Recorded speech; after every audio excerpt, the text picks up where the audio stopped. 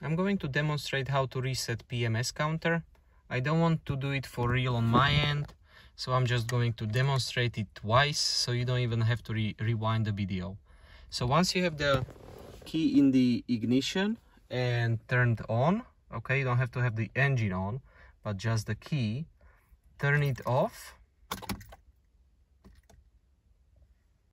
While you have the key in off position, start holding this button on a side and turn the ignition back to 1 without starting the engine, and you can see that there is a counter counting down on the left side of the screen. Okay, I'm gonna release because I don't want to reset it, and let's demonstrate once again. I'm gonna turn the key off, press and hold the button, turn the key back to on, and you will see the counter again. So wait until the counter reaches 0 and the PMS has been reset. Thank you very much, and I hope this helps.